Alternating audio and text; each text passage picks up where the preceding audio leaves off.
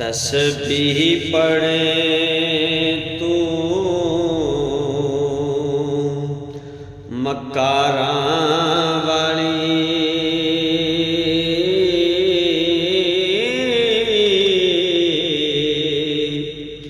ते तू दाड़ी कीती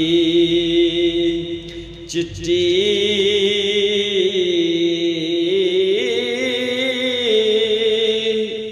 ओ पराया माल तू एवें खादा,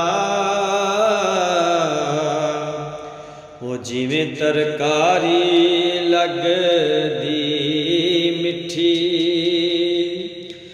ना तू मंदिर मसीती बड़िया, ना कबर देरी डिठी। ओ खबर कदों होसी